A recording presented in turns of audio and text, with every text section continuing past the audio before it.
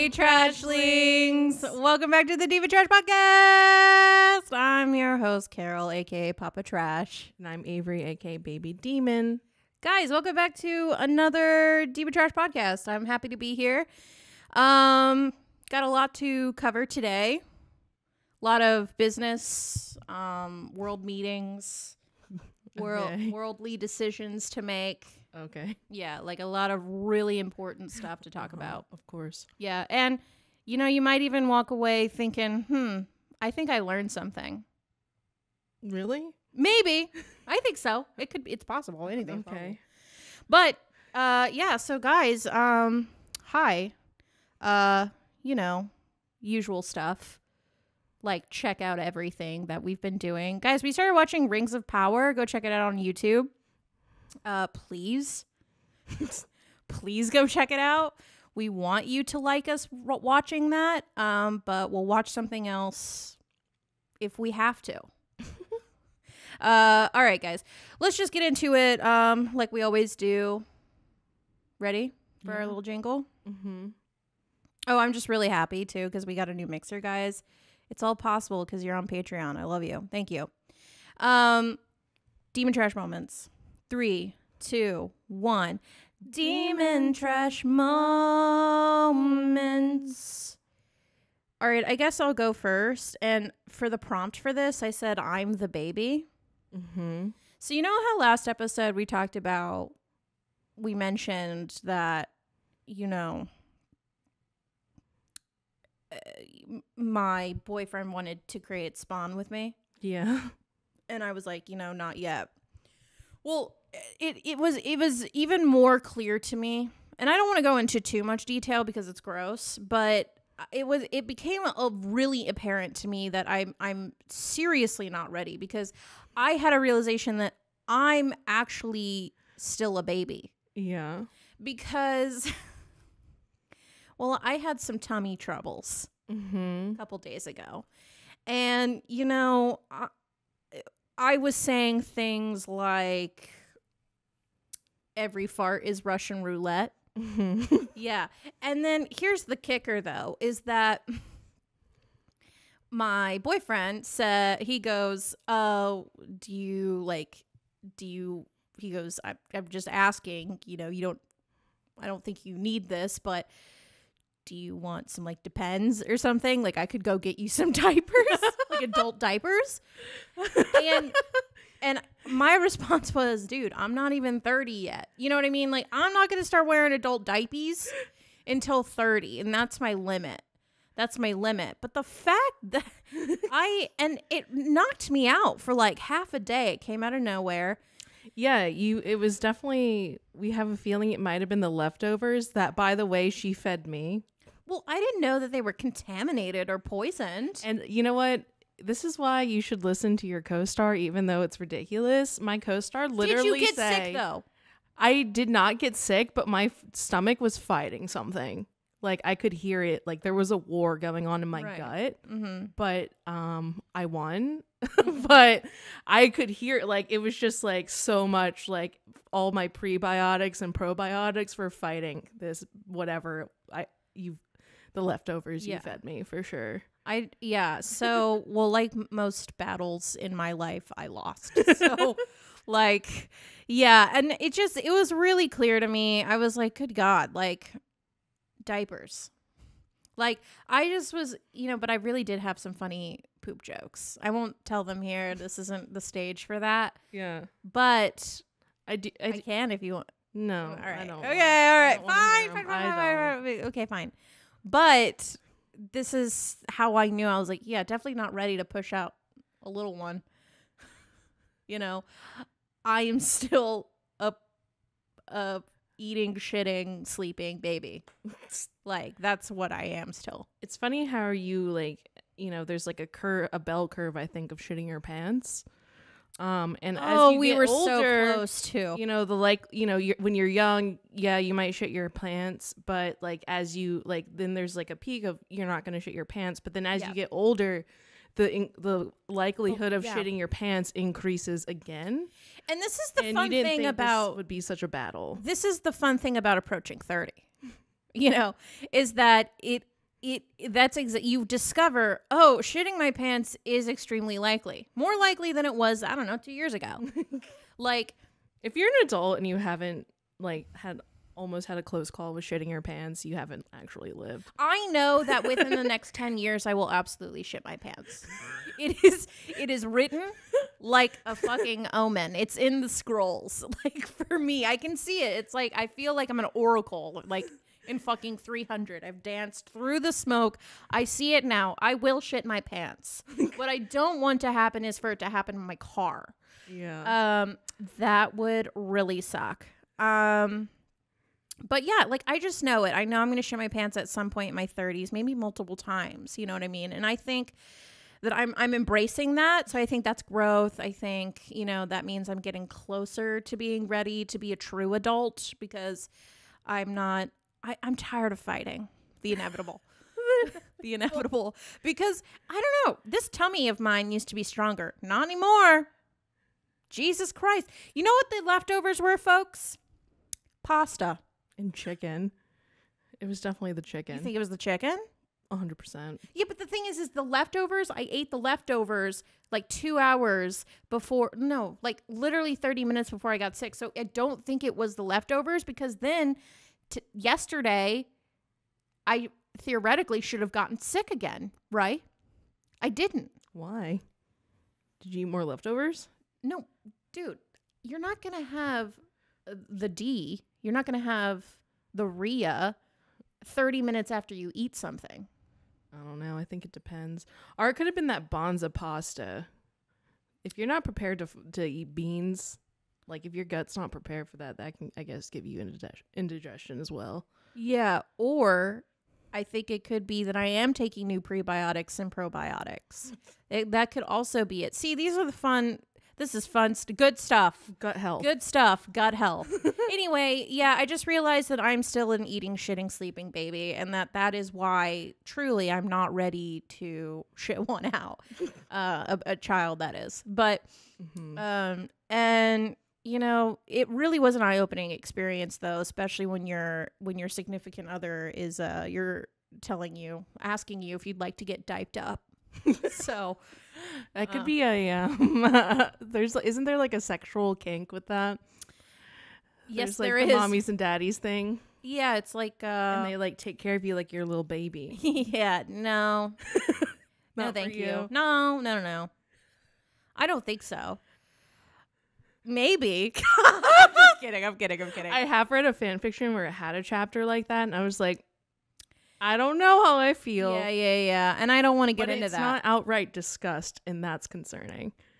You know, these are facts. And you know what I think it is it's potentially because we both, I think everybody has that yearning to be just absolutely cared for. Yeah. And that is what I think that feeds into. Yeah. So, but I don't want to go there right now. I'd like to move on to your demon trash moment. If you wouldn't mind. Okay. My demon trash moment is I had a little sad day, and like after she's a Pisces. After the dram was over, I was feeling a little blue. So what? I'm sorry? The the drama. Oh. This is some melodrama. This is some personal stuff. So one day after having kind of like a hard day, I was like, I'm fucking starving, and that never helps any kind of emotions. So I went to Panda Express, which I think actually the first time in my adult life. For real? Yeah, I've never really eaten Panda Express because like I kind of turned my nose up at it. So I'm like, that's I don't know. But I had it and I was like, this is fucking fire. Like, I was like, this is so good. Like, I was like, this is amazing. It like hit all the dopamine and serotonin that I needed. Mm-hmm. And I was like, you know what? Maybe life isn't so bad. How was the come down though? Any tummy issues? Mm-mm. Wow, amazing. And then I had it. What did you get? Tell me your order. So I just got the I got like the first time I got it was just the fried rice and then the orange chicken, and then I got beef and broccoli, and that was pretty mid, but the orange chicken was so fucking fire. I was like, this is firing off all my taste buds. I want to live again. Everything's going to be okay. Yeah. Like, everything's going to be just fine. Panda Express sponsor us. You know, that's what was going on in my head. And then I had it again, and I would say it was like this. Was at the same place? No, it was at a different Panda Express. But like, I got the same thing. Actually, this time I tried the chow mein. I did half and half. And I was like, this is good, but it wasn't as good as the first time I had it, even though I would even say it was fresher and like better in general. And I was like, I think I was just really fucking sad. And that like Panda Express, like food I realized this week that food tastes better when you're sad. Good food. Not all the time, but I will say that if you're really going through something and you haven't eaten, and it's a combination of sad and hangry, and that first bite of food, I mean, how many times have we experienced this of like, oh wow, this really solved a lot of problems for me. It's overwhelming how quickly just get yourself something to eat. Something yummy. Yeah, from now on, like, I don't go into any confrontation like on an empty stomach. Because you shouldn't. Because I have to have that gut check, you know? like for real. Bro. I have to have the gut check am I just hangry, you know? For me, it's a gut check. It's a caffeinated check. You know? Because, you know, like most millennials, you won't like me if I haven't had my coffee. Oh my God. Don't talk me till I have my coffee. Don't you love being cliches? Dude. I mean, it's just when you realize that you're literally not a special snowflake in a lot of aspects of your life, it's really freeing. Because then you're just truly like, I'll just be myself. You know what I mean? And being yourself does mean like you're like everybody else. Just trying to figure it out. Yeah. But yeah, so Panda Express tasted better when I was sad. And that was my demon trash moment. Yeah, so now I'm like, do I just like, should I only eat should I only eat demons? Should I eat my demons? Your demons, I think. Should I only eat Panda when I'm sad, you know? But I did get the other day. All right. Are you on a Panda spiral? Because that is a problem. I realize I have to reel it in. But you know how it is when you like find something that you like, you're like, oh, this is just what I want to eat. This is the only thing I'm craving. Yeah. I only got it because it's fast and I needed to like start working. Yeah. So I was like, I'll just eat this, and it's cheap. Fresh Panda is the way to go. I had it like a couple months ago. I don't know. And I went later. It was getting closer to closing time, and so but they had like a shit ton of people in there. It's actually right before like a winter storm was coming through here, so months ago. And I was like, okay, I'm gonna grab some food quickly before this winter storm hits for me and the BF. And they had to quickly make everything because they were out of everything because it was towards the end of the day, but they had like a whole storefront full of people. Yeah. So I got everything freshly from the walk, dude. And when I tell you, me and my boyfriend were just like absolutely blown away by the culinary skill of this franchise. Dude, like Panda restaurant. Express, like it is it's fast Chinese food. And like, I'm gonna be honest, it's like better than some of the just like the actual Chinese places that I've had. You know, it's like that. And like, you know that girl on TikTok, that Christian girl, she's like, only Jesus can satisfy. It's like, try Panda Express when they freshly make it. It's so good. You might change your mind, sweets. It's actually, I was genuinely surprised by how like, I was like, oh, this is actually pretty decent. Now, should you eat it all the time? No, absolutely not. Absolutely not. It's fried chicken. Very quickly. It's fried chicken. Yeah, and full of salt. Sugar and just everything and deliciousness. Yeah, just but all so the good bad. things. All the good things that are, you know. And you always tell yourself, oh, I'm just gonna get the veggie. Like, I'm not gonna do the fried rice.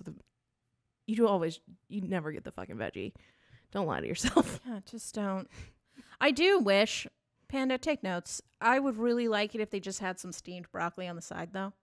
Well, they have steamed veggies.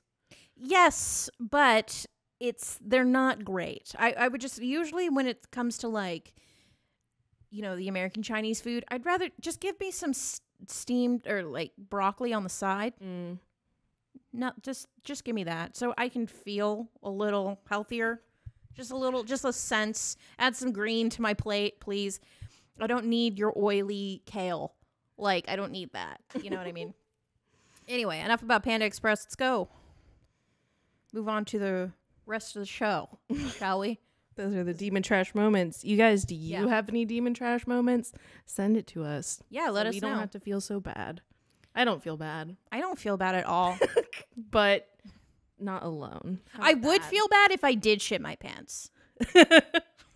Hey, trashlings! We just wanted to remind you to follow us on all of our social medias. We don't want you, our little trashlings, to miss out on any of our content. Sweet little babies.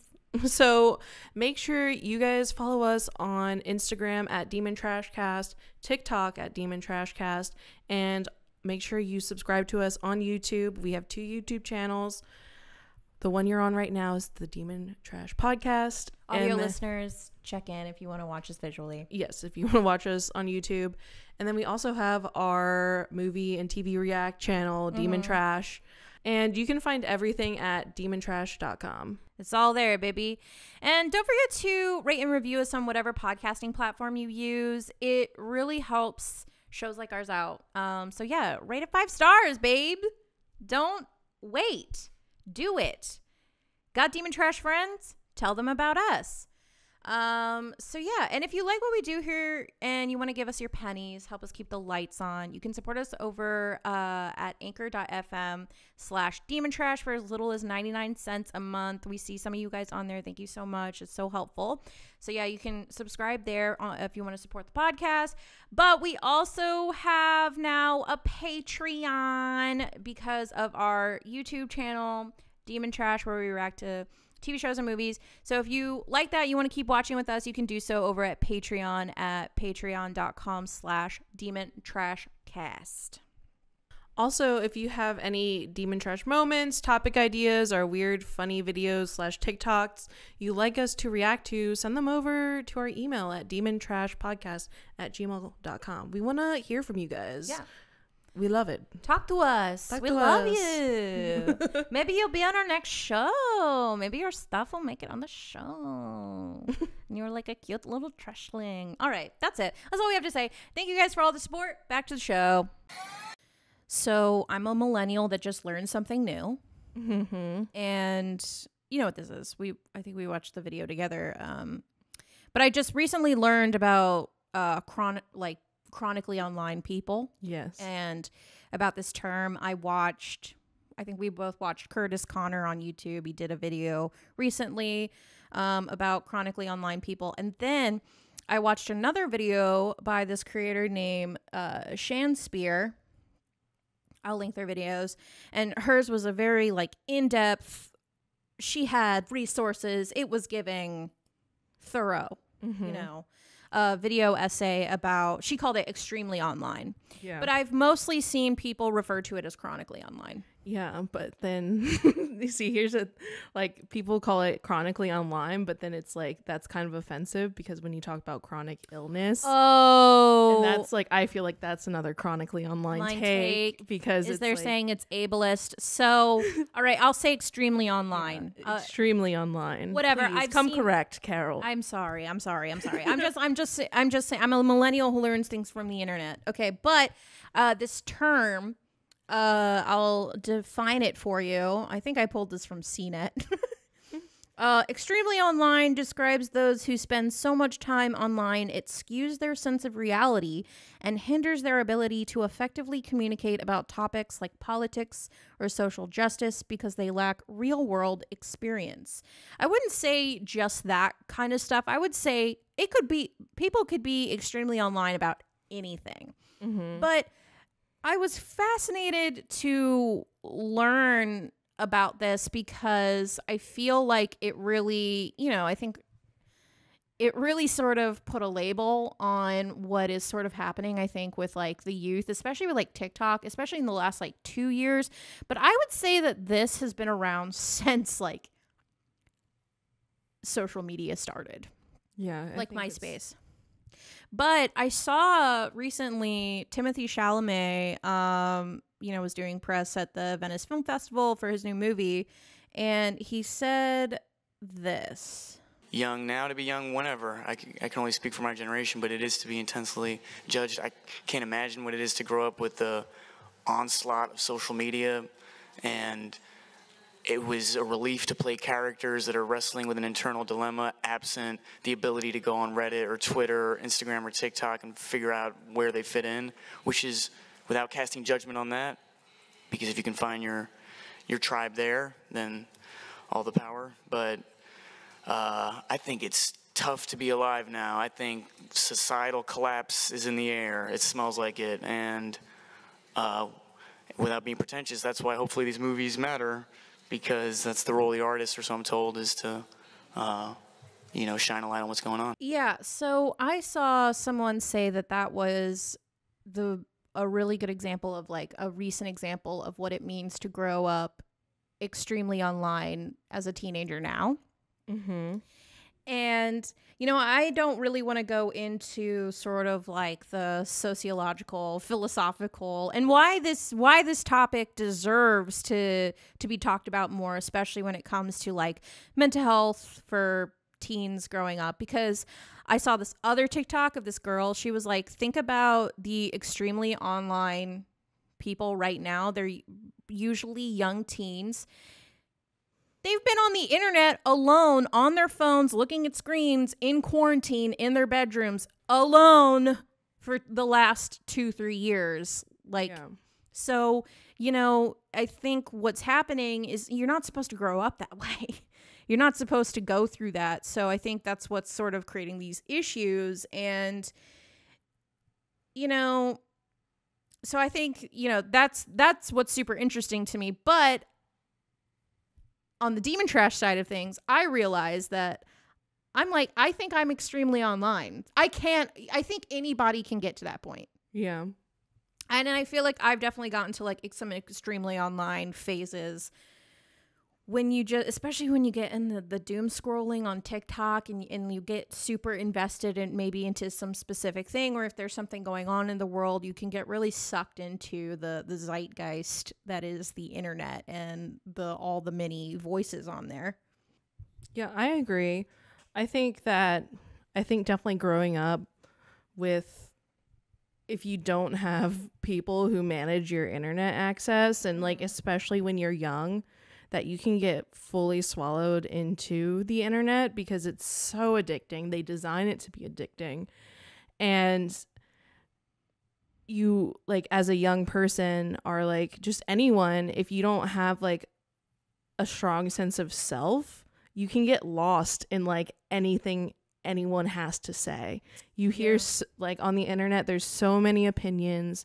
There's so many different like interests, everything available all the time, so it's like, for sure, like I think young people are probably definitely susceptible to it, but I think anyone can be sucked into it for sure. But yeah, I think there are times that I have been chronically online, but I feel like TikTok and Twitter are probably, I feel like those are like the main places for sure, for like, because it's actually, I'll argue that. Where do you think?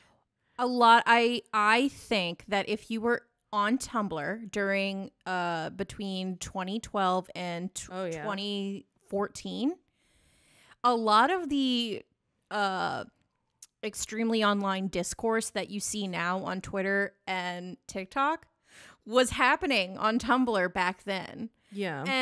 But then again, Tumblr was sort of like the first doom scroll, maybe Pinterest, maybe, but Tumblr for sure was like the most popular doom scroll thing, where you just were seeing so much shit all the time. Yeah. And I think it's just exacerbated today. And like, also this whole like thing, no one can be right, or no one can be right. there's so many opinions. Like, are there so many opinions, and you have to be right. You can't be wrong. Maybe you can't be wrong about anything. So you have to be super educated about every statement. Or if you disagree with me or don't know about what I'm talking about, you're a fucking ist. Yeah. You're some sort of ist, or you're participating in some sort of ism, So it's just like, it's hard to be online. And I can definitely feel like it'd definitely be hard to be online as like younger, or like for like anyone who wants to have an audience too, like any kind of like following. It's just like you can't ever make any mistakes. So that's like a very like stressful environment to be in. Yeah. So I think it deserves attention. And I hope that more people start talking about it, especially professionals. Yeah. Because I definitely think it's something that's happening for sure. And I also think too, like, you have to think about like this like constant negative news cycle. I feel like people who are chronically online are super tuned into that.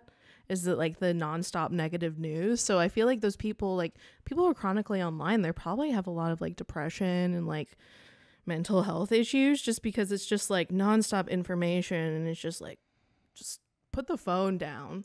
Yeah, I mean, I definitely feel like I went through something like that for sure. Last year for sure. But in terms of the sort of, the internet is filled with just wild, wacky things. And so I saw on Twitter,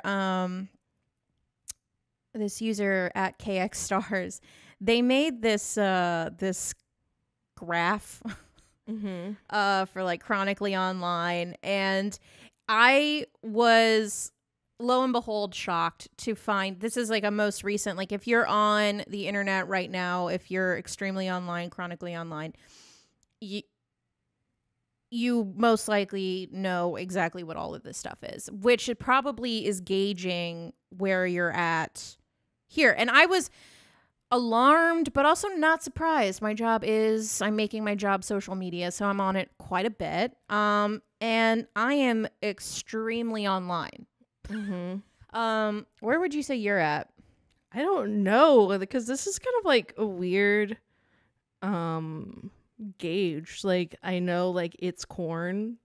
I like, you knew about Spitgate. Miss Flo, obviously. Miss Flo, like, I don't fully understand what CBAT is. I know what that is, and I'm going to tell the story. And like Princess Diana, like, what about her? Do you know what I mean? Like, what about the Princess Diana Jungkook? I don't know what that is, but I think that's because I don't really get on Twitter, because Twitter is such a negative place. I'm mostly on TikTok. Yeah, like same thing with like Black Irish Twitter. Like, I don't know anything about that because like, you're not on Twitter. So it's just like, is the Princess Diana is that referring to like the memes of like Princess Diana like at Heaven's Gates and like Queen Elizabeth trying to get in? I don't know. I don't like, do you know what I mean? I don't know like fully what like all these things mean.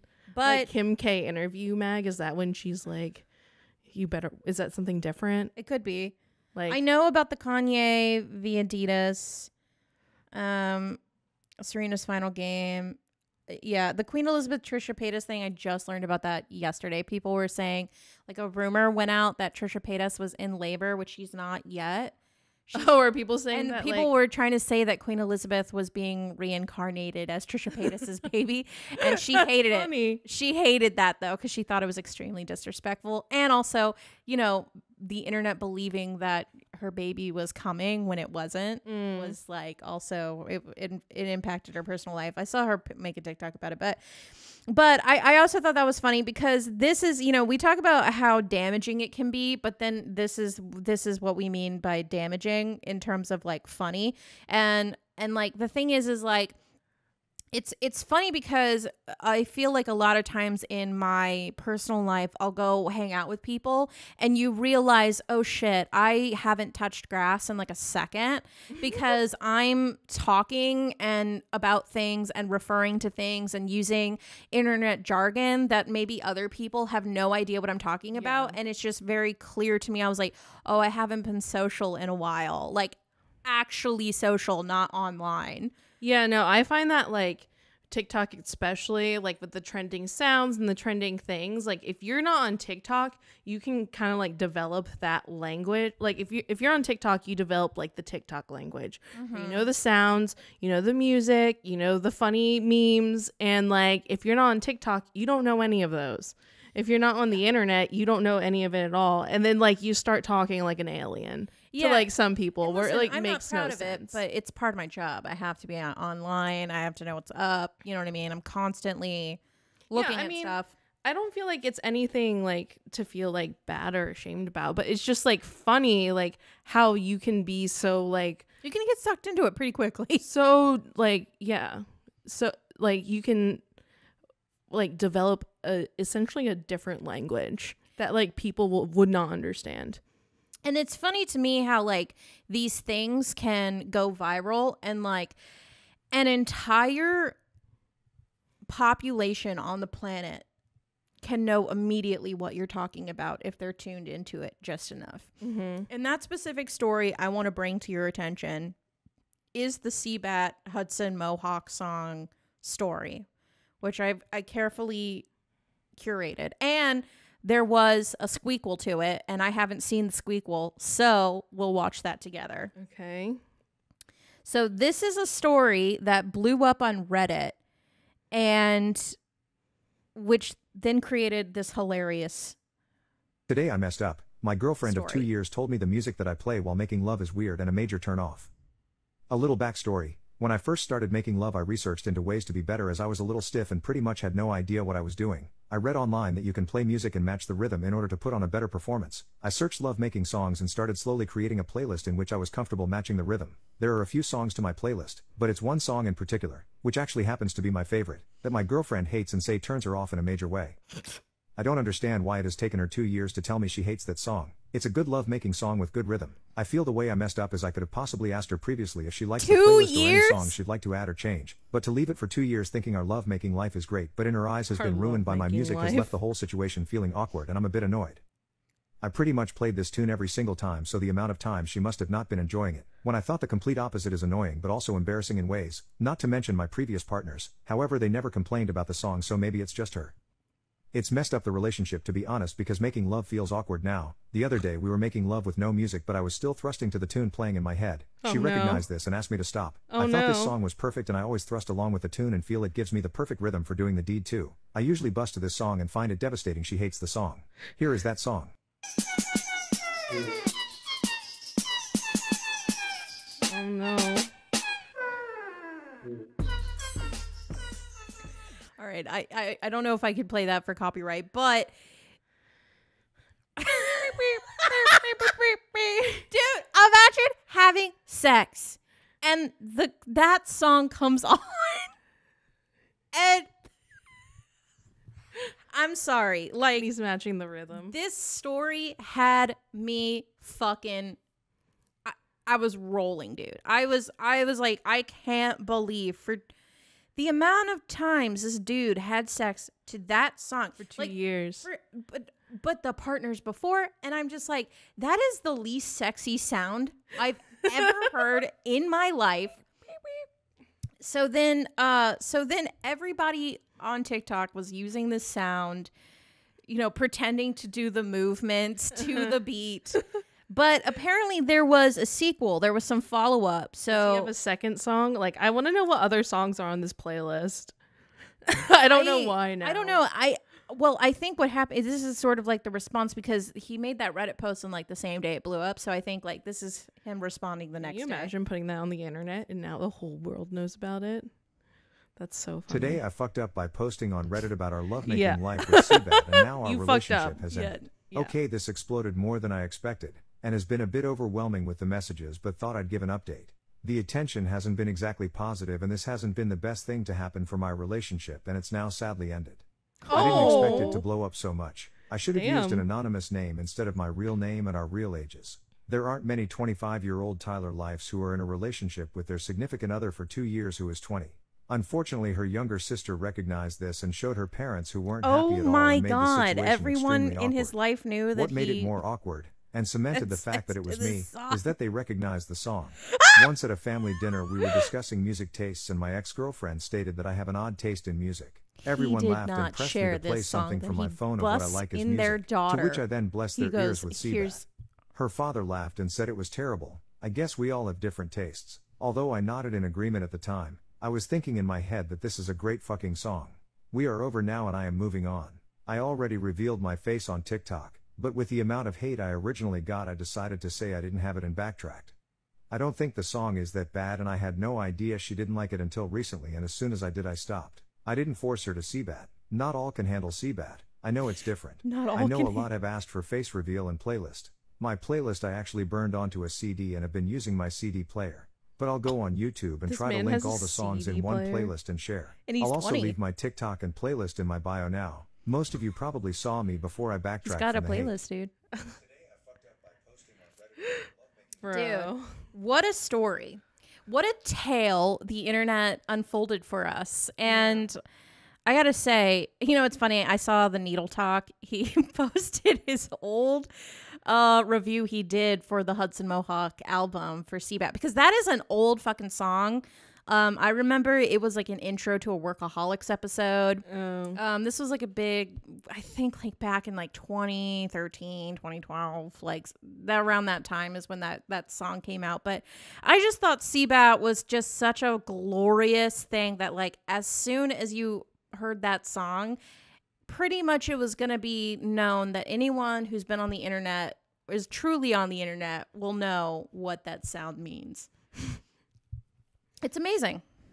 I thought that was amazing. But the fact that it ruined this guy's life, but he was still like, but I'll link my playlist in my bio. Gotta do it for the clout, man. Also, please never play your sex music for your girlfriend's parents and be like, check this out. Like, just don't. Everyone has, I don't know. You know, see, I think he like knows if he communicated earlier, he probably could have saved his relationship, or like if she could have said something earlier. She could have just been like, hey, can we change this song is, you know, it's just, you know, WAP, it's the opposite of that. Every single time I hear dude, no. Like absolutely not. Now if you play Changes by Deftones. So I thought we should talk about, you know, this potentially, I think we could start a couple wars with this one, but we're going to say them. I think that there are things that were born from being extremely online. Yeah, I agree. And it's no hate to those things, right? But I do think that there's a lot of things that have come from the internet exclusively, but to a level at which you are extremely online. And that first thing, we'll ease in. I think K-pop stans are extremely online. I think so as well. Because, what did you say yesterday? You said it takes a lot of commitment. Yeah. It takes so much commitment to be a K-pop girly. I mean, learning the choreography. It's not even in English, you know? Like, that's my thing. It's just like, you're going to learn all these songs. You probably know all the meanings, like the translations. The level at which these girls are out here learning Korean. Yeah, no, and I feel like the thing, like, I would say K-pop girly is like I'm talking about really hardcore K-pop stans, and I would say this is for like any stan in general. Oh yeah. I think people who are like, they're like, I'm a stan, like they're like are in any kind of fandom, like they can be like chronically online, like where they're super dedicated to, they know everything about someone, and like, you know, we can all get that obsession, but I feel like K-pop stans, like there's a reason why they call them armies. You know, and it's just like, they're intense. K-pop stans, I mean, they have the power. Twitter is in the power of their hands. If you call upon the K-pop stans, it's like calling upon the army. It's like calling upon the Coast Army in Return of the King. They come in and wipe everything out. It's like, it's just they're dedicated. They're dedicated, and you can end a war with them. They're the atom bomb. Powerful. extremely powerful, but it's because they don't ever leave Twitter. You know, the other one is, and I know, furries. I'm sorry. I truly feel that furries, now I could be wrong, and I say this with lots of love because I'm furry adjacent, meaning I have people I dearly love in my life who would say they're furries. And they know how I feel. But I personally think that furries come from an extremely online society, like way of living, because I mean, I don't really know if furries were like, they weren't, the furries that I imagine are, you know, in the suits and shit. They were not around. You can't sit there and argue with me and tell me they had furries in ancient times. I won't buy it. If you're going to say like warriors dressed as wolves to intimidate their foe, they're not furries, okay? I'm talking about, you know what I'm talking about, okay? So talking $10,000 fursuit. I'm talking about $10,000 sweaty fursuits, okay? So, and here's the thing, and here's why I think these kinds of communities really flourish, is because maybe these people really struggle in real life, you know, relating to people in real life, but they find that they can relate to people online, and then these online communities are born, and then yeah, it eventually they have furry con or whatever. So I think that is also an extremely online group of people. Another one is, and this one I stand by this, I think scene kids, because I speak as an ex-scene kid. Scene culture was born from MySpace, which was like the first social media. I think scene kids was an extremely online thing because being a scene kid was entirely wrapping your entire, like becoming an entire identity that was curated by, I don't know who, but like by people on MySpace and this like whole culture on MySpace. Do you think that? Do you think I'm onto something? Yeah, I mean, it was definitely like, well, I don't know, because I feel like, you know, there was goth back in the day, and I feel like scene was like a different thing, though. Like scene was more online. It was an online thing. I mean, the point of, I remember hanging out with scene kid friends, and like everything we did was in the hopes that we would get the perfect profile picture. Like, or like be so seen. Like it was ridiculous. Look so seen. Yeah.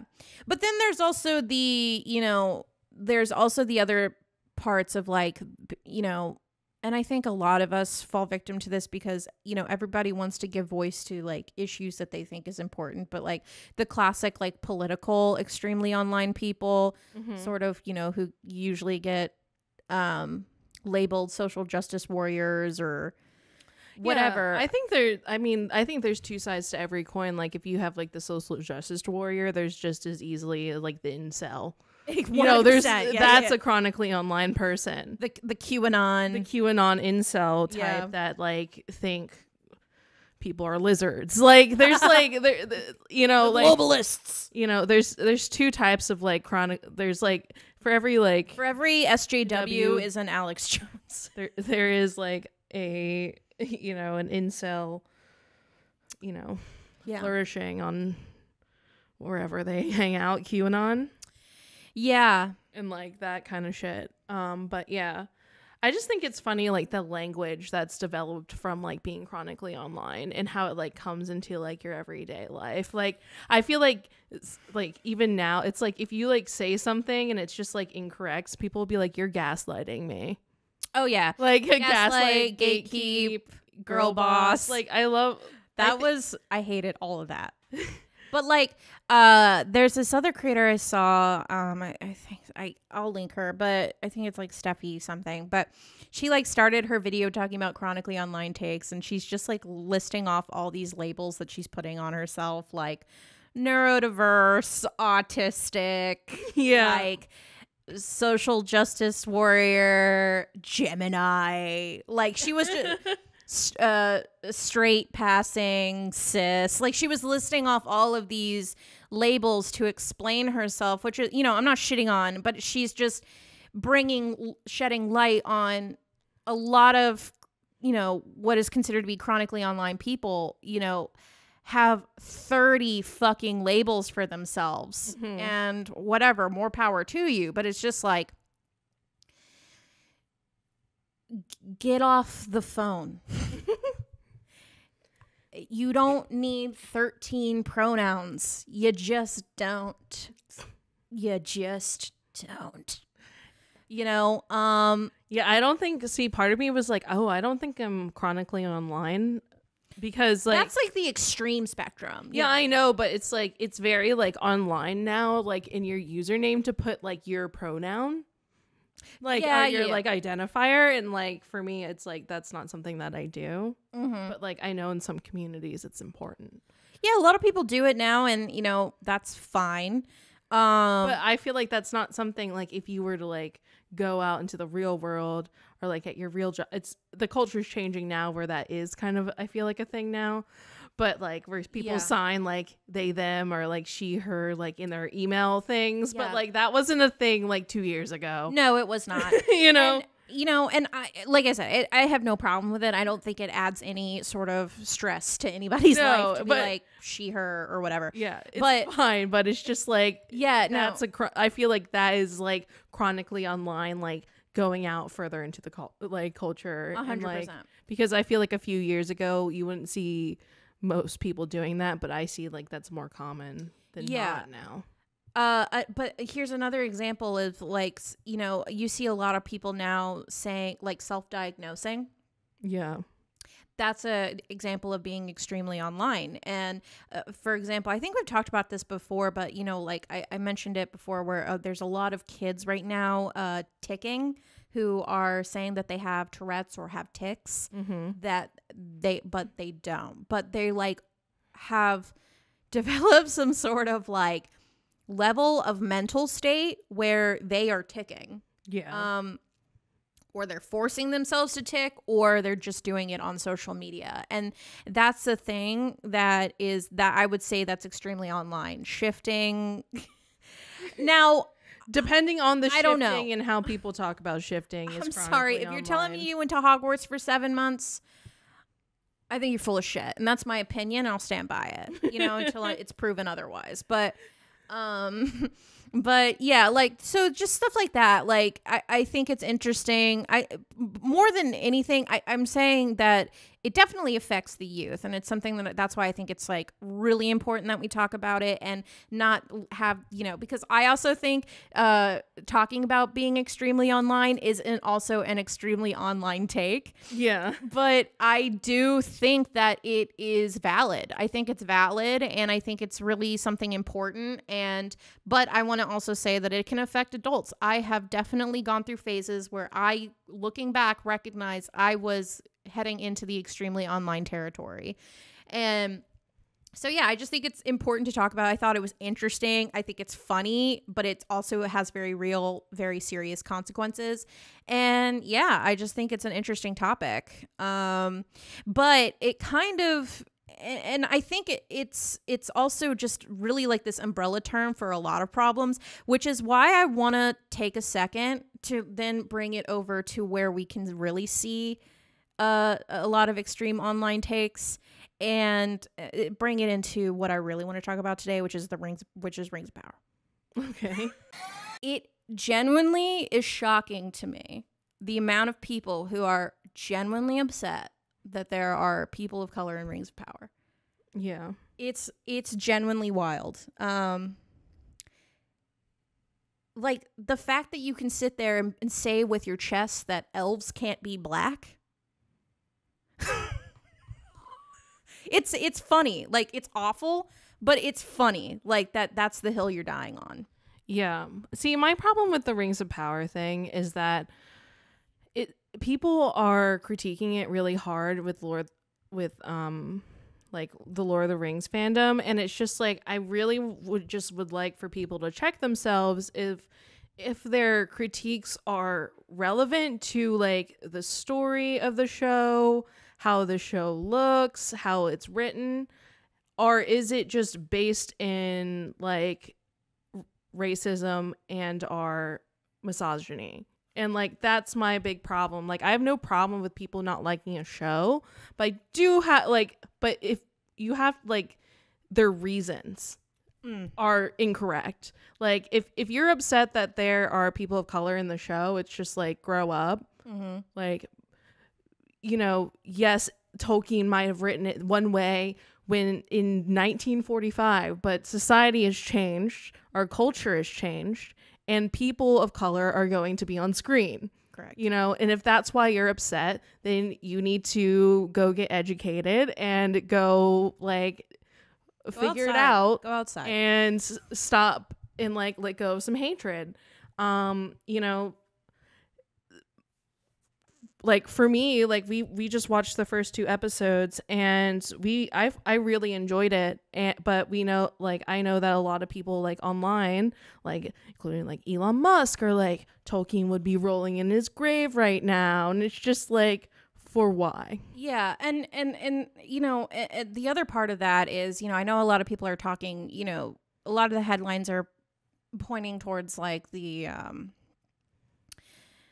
you know, the cast, the getting a lot of racist hate. But there's a lot of problem even back in was it in Star Wars and the Obi-Wan thing. Oh my God. I mean, the main actress was getting a lot of hate. Yeah, and it's crazy. Now, if you have criticisms on a person's character, fine. But if their you're actual acting performance, sure. Fine. But if you're critical because they're black, like they're a person of color, like that's fucking crazy. You're just a racist person. I think what bothers me about all of this, and I want to get back into like the Rings of Power like stuff, just to get more specific with it.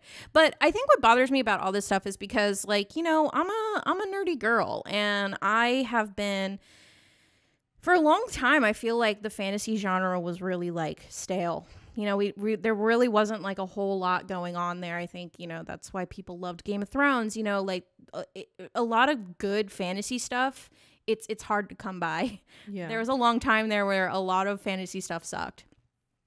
And so when stuff like this comes out, I'm genuinely very excited, especially if it's like so far pretty good. It looks great, yada, yada. But what really sucks is that when this stuff comes out, what overshadows, you know, the amazing fact that we are expanding the fantasy genre and we have more fantasy on screen is that it's like nerd culture overshadows it with just hate.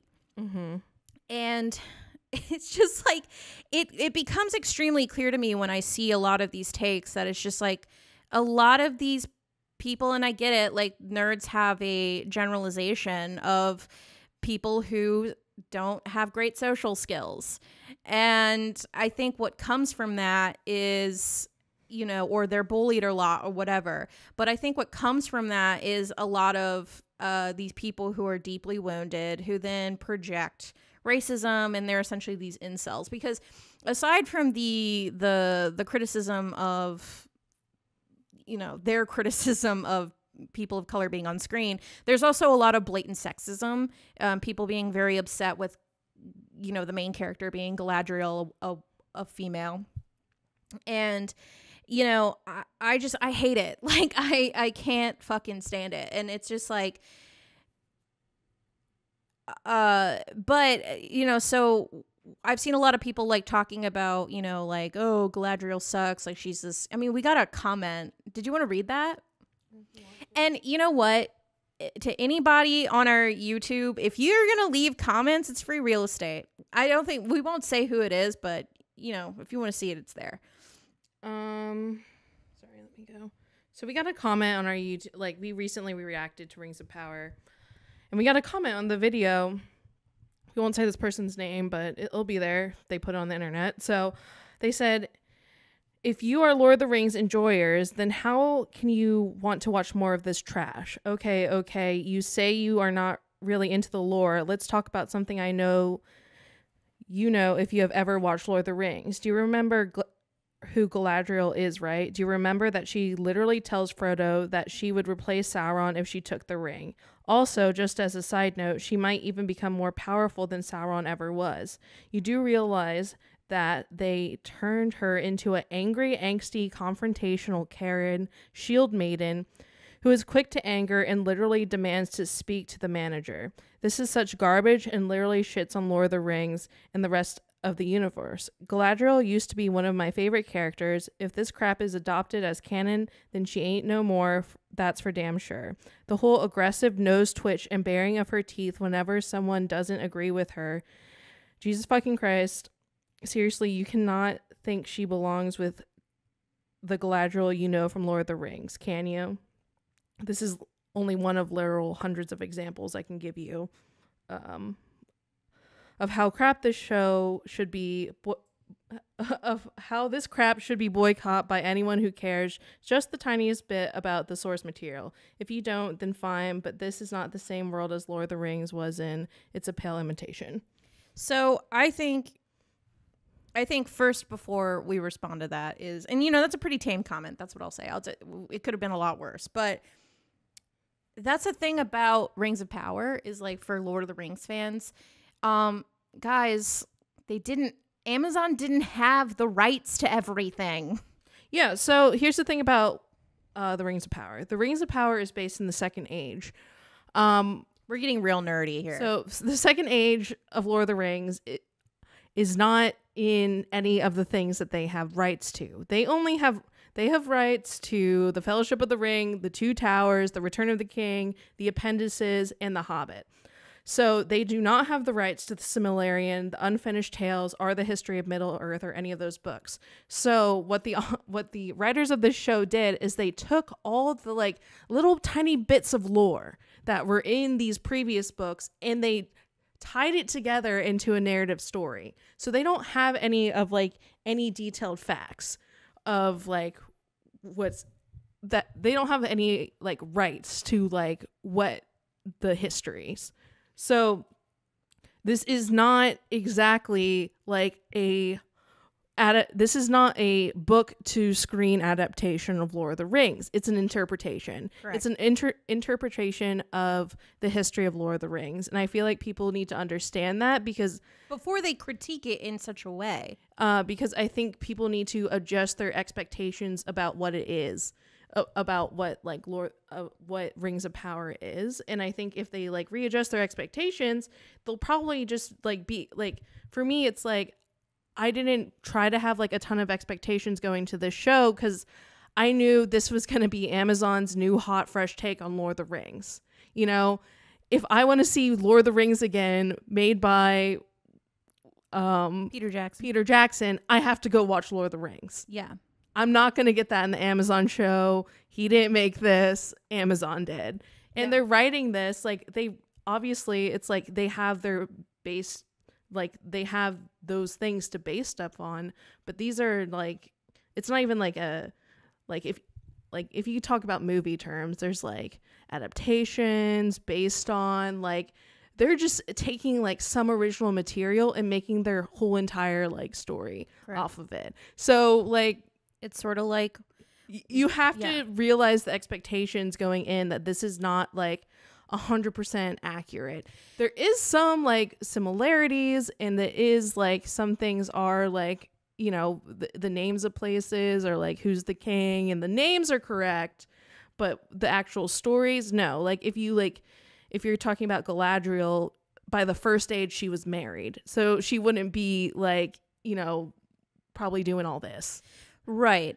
So that is, I think, an important distinction. But I think what my point with all of that being said is that, okay, let's say you already have those facts. All right. Now what you're saying is that essentially, if your criticism, from what I've seen, maybe the criticism here is that, the guy who left the comment, I'm talking to you, maybe it's a female character that is acting in a way that you don't like.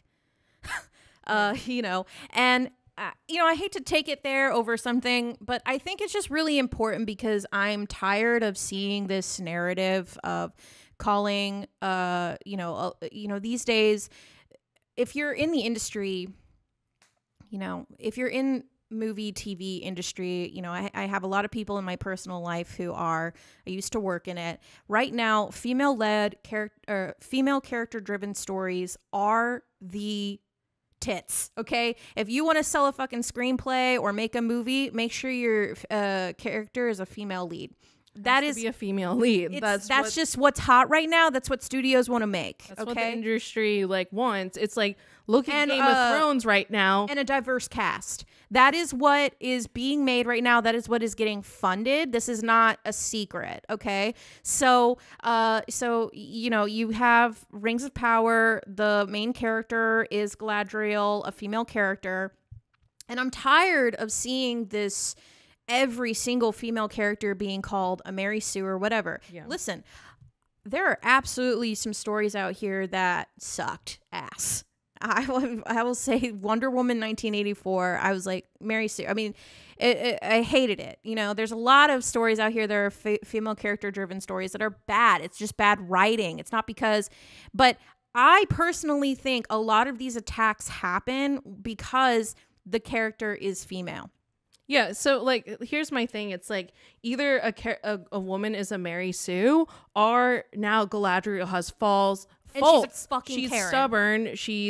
Now she's a Karen. So it's like, how can you win in that situation? And it's just like, you can't, because at the end of the day, it's probably you just don't like women. Yeah, so, you have a problem with women. And if that's the problem, you need to go touch grass and talk to a woman, maybe. Yeah. Because like if you expect Galadriel to only have been like this perfect angelic figure that makes no mistakes, that's not realistic, and that's not going to be entertaining television also, to begin with, because every character, she's the main character, she's on her hero's journey right now. Yeah, this is literally her hero's journey. She has faults. Yes, the Galadriel in Lord of the Rings is going to be completely different from the Galadriel that we see in Rings of Power, because that's the third age, and she's 8,000 years old. She's currently like thousands of years. It's been thousands of years. Of course, she's going to have some change. Look at your own life.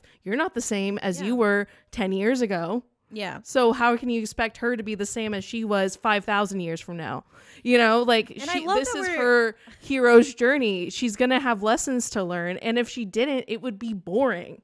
Yeah. And she's not a Mary Sue because she is angry. She's pissed off. She's been through a lot. She's, if you look at realistically in the show, she is on a wild witch hunt.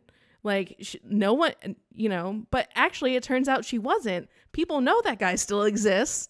Yeah. And, she was the only one who still wants to go after it because it's been thousands of years and people are tired of war. We get it. But she has a vendetta. She wants to get revenge, and she's not over her trauma.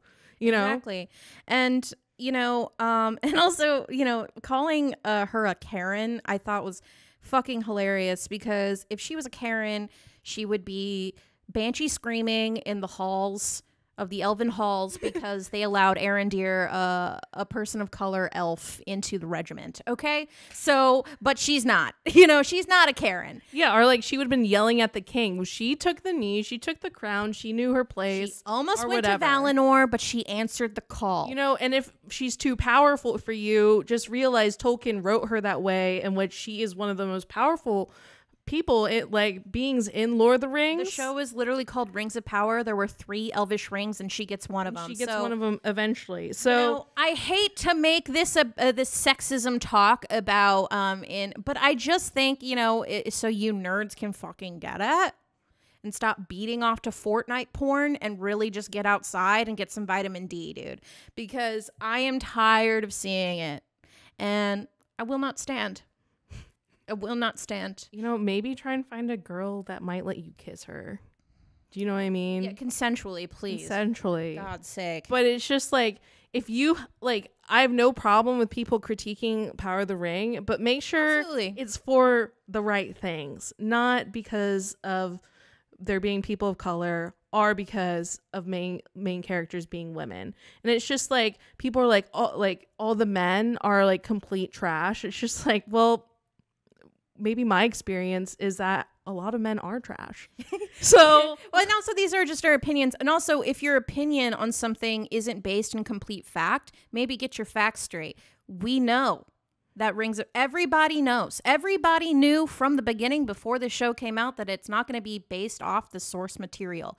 If that's what you were looking for, you were going to be disappointed anyway. Go watch Lord of the Rings again. Yeah. And like, you know, like here's my thing. It's like, and then watch Lord of the Rings and watch all of those male characters. No one questions about Legolas doing flips on horses and like running up elephants. But the moment he fucking surfs on an elephant trunk, but the moment Galadriel does a flip and kills a fucking frost troll, Mary Sue.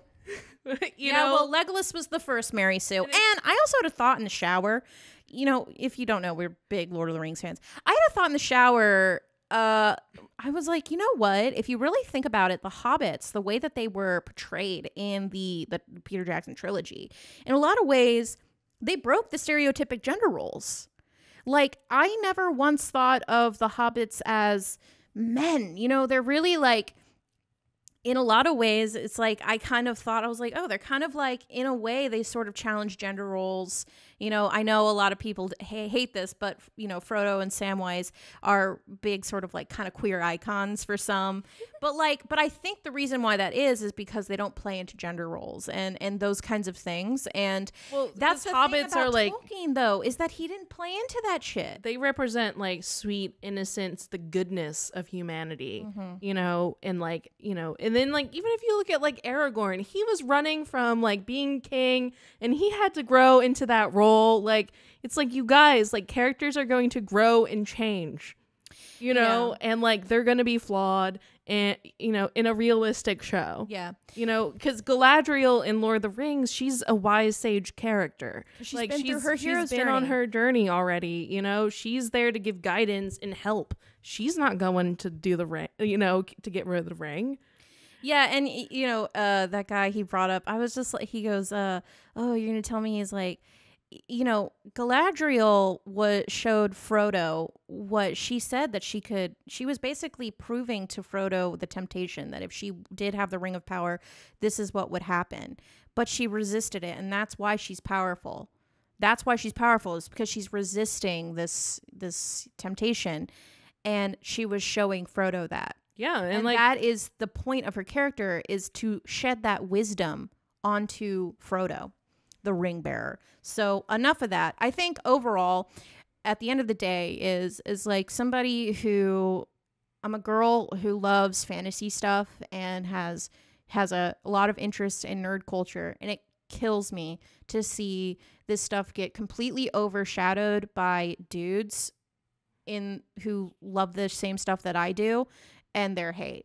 And I'm tired of it because I root for fantasy genre. I have been wanting more fantasy stuff. I grew up watching a lot of old fantasy movies with my mom, like Willow, you know, The Princess Bride, all the, you know, Dark Crystal, all those kinds of things. And for a long, long time in my life, you know, the Lord of the Rings and like Harry Potter and all that stuff was like all we had. And now recently reading Game of Thrones, House of Dragon, and Rings of Power with female character leads, which I didn't get to see growing up. Yeah. And it's really important to me when, you know, maybe sometimes it's not all good, but it is important. And if your criticism is that it's a female character lead or that there's people of color in it, then, you know, you're going to basically ruin the ability for anybody to want to make these kinds of shows and to continue the advancement and growth of the fantasy genre on screen. So that's how I feel about it. Yeah. Let's go into a little like life purpose, self-help for a sec, because I was listening to this podcast and I think this might be actually helpful, and I had a lot of time. I really enjoyed doing this.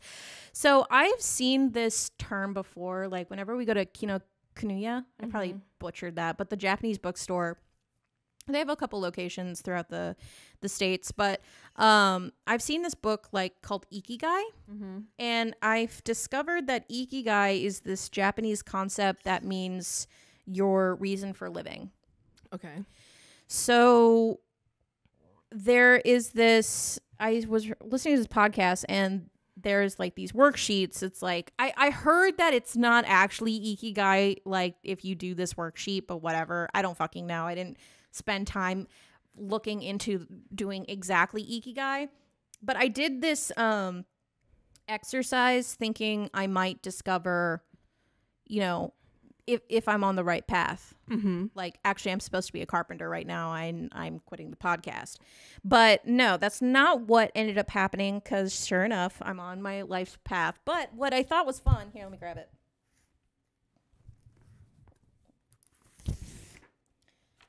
Okay. Wow. I actually did this. So basically it's these like 4 concentric circles. I have it up on the screen, but it's, you fill out what I love, what the world needs, what I can be paid for, and what I'm good at. And then there's these other like little circles where they connect. It says passion, mission, profession, and vocation. And basically when you fill all these things out and then you find the similarities in each thing, that's when you find your reason for living. Okay. What is your reason? Well, I see one thing that you wrote on there is what I love is sushi. Yeah, I love sushi. You write down all the things you love. I said. So you could have been a sushi chef. Like that could have been something. Yeah, because I did put what I'm good at, cooking and baker. But though I didn't say the world needs anything to do with cooking or baking. So they need the perfect sushi. They need. And I can deliver it. Yeah, I can deliver. I can save the world. And I don't know if I could be paid for it, because I don't know if I could really be a good sushi chef. I mean, there's plenty of people who study years. They dedicate their life to sushi making. Anyway, but yeah, I filled it out. But what I did discover was, and maybe this sounds super pretentious because I have a brand and a podcast and, you know, I do all this stuff under the brand Demon Trash. But here's the thing. I found my ikigai was producing art that is funny, but creative and inclusive of all people who can relate, so they feel less alone. So I thought that was nice. And then, but what I discovered that was really fun about it was that I was like, when I really zeroed in, I was like, oh, first off, it feels nice to reassure myself that I feel like I'm on the right path, right? But also I was like, oh, this, you know, because you've always told me to do this. It was like sharing my interests to make people smile and just spread good art. That's another thing that I'm very passionate about, which, you know, and you can do through a lot of ways. So I was like, oh, you know, this is another way that I can fulfill myself. And you've always said you should make TikToks like sharing music or whatever. You know, I think you should do that. Everybody should try this, because either you're going to figure out what your purpose is, you're going to kind of get a narrower view on like what you want to focus on, or you might also discover other ways to fulfill your purpose. Like that. Like I discovered, I was like, oh, I could do this to make myself feel good, you know, fulfill myself and have fun and spread art and whatever. And yeah, I thought it was really cool. You should do it. Okay. Yeah. And yeah, I feel like, so I was kind of actually watching, I was listening to a book about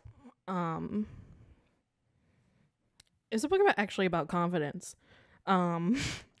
But you know, like he was talking about like methodologies that were used in the East. We like just recently kind of started using them in the West, and like talk about like negative like thoughts and like that prevent you from having confidence.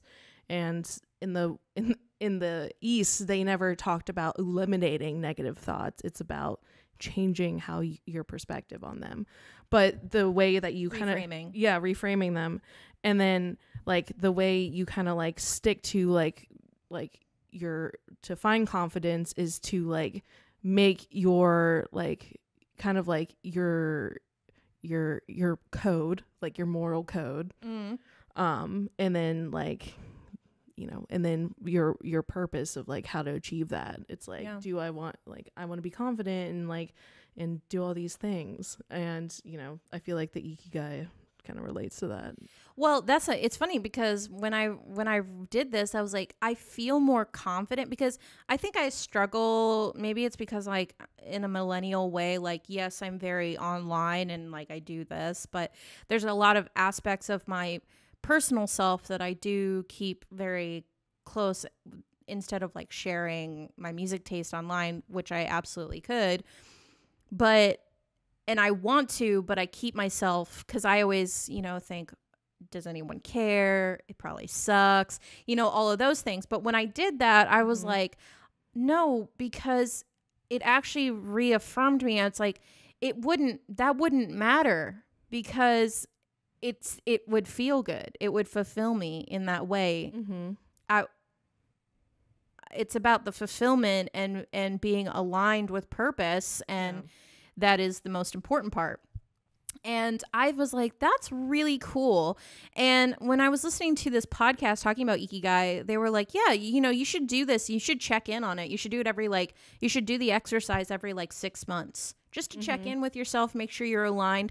Because also, you can use it in the grander sense of like, you can use it in smaller senses like, okay, you can find your life purpose, or let's say you're already living your purpose. I feel like I'm living my purpose. I'm doing what I feel like is aligned with my true self. But then you can also narrow it down. Like I was like, yeah, no, I really do want to do more art stuff, right? Like drawing and things like that, which we've started to incorporate with Demon Trash. But it's like getting in there and you can really kind of find other ways to incorporate what you love into your passion or your job or your workplace or whatever the case may be. So I thought it was a really helpful tool. And, I think it's really important to kind of learn these little things because being in alignment with your purpose is how you grow and achieve great things. Yep. And, So, my purpose is Demon Trash and being Papa Trash. That's good to hear. Is it? I'm the Goblin Queen. It turns out I was born to be that. Well, you have to remember, like, even though our fucking name is Demon Trash, I'm still a person. Yeah, but like the purpose of Demon Trash is not just to be Demon Trash, it's to grow and accept yourself and about self-acceptance. Yes. Yeah, mostly. But yeah. So I thought that was a little fun stop to just make on a little exit towards self-help. Now let's get back on the highway. What's our next exit? The world is on fire. Just kidding. The world is on fire. So you guys, I don't know if you've been feeling this, but I have been feeling it. And I feel like also, like, I've seen a lot of content about people feeling kind of this way, is that everyone kind of feels kind of like down, or like the feeling of like, I think, general staleness. Like everything feels kind of stale. Like it's not very exciting, not very inspired. Or a lot of drama, like a lot of like conflict with people in your life. Yeah, or there's a lot of conflict. And the reason why, perhaps, if you believe in this, is because there's about like 6 planets in retrograde right now. That is insane. And I know a lot of people like think astrology is bullshit. We've talked a lot about astrology over here, but the fact that 6 planets are in fucking retrograde is like actually so insane. It's me. If you are an astrology person. Yeah. So right now, if you're not, goodbye. And I hope you had a good time on the podcast. Yeah. No, it's just interesting because even though, so you might not like think like astrology is affecting you, but it is. You just don't know. You know, that kind of thing. You don't have to necessarily believe in it, but maybe if you're, something bad happens, perhaps it might be because Mercury's in retrograde right now. Things aren't going as planned. Maybe because Mercury's in retrograde. You don't know. Maybe. Yeah. But so right now, Jupiter, Neptune, Uranus, Saturn, and Pluto and Mercury are in retrograde. Mercury just joined it. So, do you want me to go into like what these planets mean? Or do we just want to like talk about like the general, like I can like kind of do it kind of quick if we want to. for people who just like don't know anything about it. Because for me, it's like, what does Neptune in retrograde even mean for me? I didn't know before I looked this up. Okay, so if we talk about these planets, Jupiter is the planet of luck and abundance. So when it's in retrograde, that means it's time for introspection and spiritual philosophical growth. Because if you think about, if the planet of, I'm not that much of an astrology girly, so if I get this wrong, please don't come for me. So if you think of the planet of luck and abundance is not, you know, moving forward, like, I feel like kind of our channel, like, I'm not blaming it not growing because of, maybe I am. I'm like, it might just be Jupiter's in retrograde right now, you know? Yeah, like our numbers sort of like flatline for a second. And like, not flatline, it's just like they stopped going up as much. And it was just like, you know, that happens on social media, whatever, like when you're trying to grow something. But like, it's kind of funny that it's happening right now when before it was just like a tidal wave of numbers. And then we're just like plateauing for a second. It's like, why is that happening? Because it's maybe because it's Jupiter in retrograde, or we just have to have better content. You know, that could also be part of it. So, wait, why is that Venus? Neptune's kind of like a confusing planet for me. Did I do the wrong research? I thought. So Uranus is linked to surprises, innovation, revolution, liberation. So in retrograde, it is about like internal changes in attitude versus like external. So like if I'm like, I don't feel motivated to have better habits, like it's like that. Yeah. So that means it's time to look internally and like figure out what's going on internally versus your external situation. Saturn rules time, karma, responsibility, and wisdom. So that also means like progress might be stalled and slowed down developments you have been making on projects. You know, and if you're talking about rules and time, like this astrologer said, like, look at where you can take more responsibility for yourself. And it's time to take this time to get your shit together. And then Pluto's in retrograde, which is the planet of transformation and destruction. Under Pluto's influence, we are called to examine themes like our psyche, our subconscious selves, and shadow work and transformation. And then now Mercury is in retrograde, and, you know, that's one of the most common retrogrades. Yeah, Mercury's in Gatorade. But typically when Mercury's in retrograde, things don't go as planned. Yeah, like a lot of like technology, communication. So like breakdown communication, like miscommunication, like our fridge was almost broke yesterday. Yeah, relationship strains. Yeah. So we have all these planets in retrograde right now. God, I'm sorry. I just really want to make sure the thing about Neptune. So Neptune has to do with like the spiritual, and a lot of time when you refer to Venus and Neptune, it's kind of like these rose-colored. You get kind of like this rose-colored, foggy glasses on when it's not in retrograde. So when it is in retrograde, those kind of glasses are like peeled back. Your rose-colored glasses are peeled, like are taken back, and you're actually able to see things more clear. So if someone's been deceiving you, if someone's not been telling the truth, that shit's coming to light. So it causes tumultuous, you know, times between like, you know, like anyone. If someone's been shady, yeah, if someone's been shady, now you're finding that out. So with all these planets in retrograde, it's like we don't have energy moving forward. It's just all just chaotic. Everyone's stale. It's like we're all locked in a room. Yeah, and it's everyone's in their feelings about everything because it's like everyone's hangry. Everyone's hangry. You like, you know, we've all might have made these plans and then like they're not going how we expected. Do you know what I mean? Like say for example, like for us, we were like, oh, Rings of Power, we should watch that.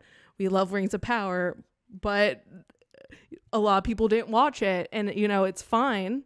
But like, you know, that means like right now is a time, it's not for a time to expect like fast moving like things to happen. Right now is a time to introspect and and make internal changes, like all those planets said, and then go back out into the world, because everyone's in their feelings. So don't come for anybody. Don't, you know. Yeah, I saw recently, you know, one of my best friends, she was, if you're listening, love you. You know who you are. She's going through a lot, and a lot of dramas and things like that. And, you know, part of the reason is, one of the reasons is that she stuck her nose in something. She thought she was doing the right thing, but she shouldn't have inserted herself into the situation. And therefore there has been drama. But like, I feel like even in just my personal life and some things that I've witnessed lately, like that's been a lot of the things. And the reason is, you know, like everybody's, you know, nobody's minding their own fucking business. You got to mind your fucking business right now. And you know, we follow, there's this astrologer, and she was just like, everybody take cover, go be in your lane, stay moisturized, you know, do your thing over here for a bit, and don't, everybody just fucking be your own person. Don't mind your business of anybody else. Just mind your own fucking business for now. Because if you get in somebody else's business, it's going to really fuck shit up. Yeah, because it's like everyone's going through their own personal thing right now. And this is a time to grow and evolve. Like, and this is why you don't want to be coming after anyone right now. And actually for the next few months, my dog is fighting someone right now in his dreams. Yeah. Kylo. All right. Is because Mars is also in Gemini right now, you guys. Yeah. So any little thing, it might get blown up out of proportion. Yeah. Too, is because Mars is in Gemini, and that they want to fight. And, you know, and that energy will fuel fights, and you're just going to have confrontations with people. It's like, you might have just said some little thing, or it was a joke, but someone takes it the wrong way. Don't make the joke. Just stay in your lane, and like, and let people figure out stuff on their own. This is like, we'll link the video, but, this astrologer that we watch on YouTube called Amber Khan, she like Quietest Revolution. She like really puts, I mean, like her readings for me this month were like so fucking accurate. It was scary, my God. But it was just like, stay in your lane. And if you're feeling like everything is kind of like tumultuous right now, is like, the things aren't going to happen. So right now, just plan and manifest. This is how you get through this, where like everyone's just being annoying, you know, or just like everyone's too tense. Don't distract yourself with the bullshit. Yeah, don't try and solve other people's problems. Now's the time to solve your own problems and start manifesting, because this is what she said in her Pisces reading, is that if you don't change, and you have all this power to manifest, like all these planets and all these things, you have all this power to manifest this thing, but you aren't changing, why should you have that power to manifest this stuff? Because you can just stay the same and get exactly what you've been getting. Yeah. Do you know what I mean? If you don't change and evolve, you're not going to be able to manifest that thing that you never had before. Well, you know, that's funny that you say that then, because I have been feeling personally, to get all woo woo wee wah, I've been personally feeling very called to manifest and to refocus. That's why I wanted to try, when I heard that podcast, I was like, that ikigai thing, I was like, okay, it's good to discover, am I living in alignment with my purpose? Mm-hmm. And now is the time to do it. So if you really, you know, if you believe in astrology, if you really want to like kind of zero in on this stuff, do ikigai, get in alignment with what's going on right now. And, you know, eventually the planets will, I mean, I believe it's the 18th is when, after the 18th, we're in the clear, things are going to start clearing out. And, you know, I think it was, Saturn comes back around to help make these things happen. But like through the 15th through the 18th, the Mars and Venus, just stay away from everyone is what she said. And then your family's coming in town, and I'm like, I'm not going to fight with your family. I'm just going to stay away from them. You know, right now is the time to focus on you and figure out what vision you want for the future, because like when all these planets go out of retrograde, that's when these things can happen. And also, like, a big thing she said right now is it's time to grow up. So your demon trash moment earlier where your baby, it's time to grow up, Carol. Yeah. And like she said this. I knew it. I know. It's like, she said this way. It's like, you have to realize, like, you have to change your attitude towards your responsibilities. And I feel like that like really hit me like with demon trash, because I think a lot of the times demon trash really struggle with adulting and responsibilities, because when we look at them, we just think work, we just think, meh, not fun, Yeah. So right now is the time to change your outlook on them. You need to be excited about taking the reins in your life. You have to be amicable is what she said, and like excited. And I mean, I even listened to this other astrologer, and he said it's like, you have to love the work now, because if you don't love the work, you're never going to love the work. Right. Like, even when you have the things that you want, like, you have to love the work now. Because even when you have all the things that you want, if you don't love it now, you're not going to love it then either. Yeah. So like, that's the thing, you guys. Just, if you're feeling stressed or you're having like a lot of relationship issues with whoever, just, let it chill, like, let it rest, let it lie, figure out what you want to like manifest, what you want to happen, like what your goals are, and then figure it out. Because everyone's trying to figure it out right now. I think, and no one wants to hear anyone's opinion about it. True. And I think a really important thing is when you growing up is a lesson that, I learned over the last year or 2 years, is that you really got to just like focus on your life, and you can't focus on what other people around you are doing with their life. Even if you hate what they're doing and you're like, I don't want them to be like that, or, you in a lot of ways sacrifice yourself to help other people. And which, I get it. It's a noble thing or whatever. But what's really important is you can't achieve growth like that when you put yourself second and you're constantly worried about what everybody else is doing. Just worry about what you're doing. Because if you're worried about what you're doing, it may sound very selfish to some ears, because we're kind of programmed that way. But if you worry about what you're doing and worry about bettering yourself, then that kind of, it trickles out. That positivity that you bring to yourself and to your life, hopefully the people around you, vibe with that energy and see, what? They did that, so I'll do that. I'll focus on myself, and hopefully it radiates and it creates a domino effect of positivity and love and light.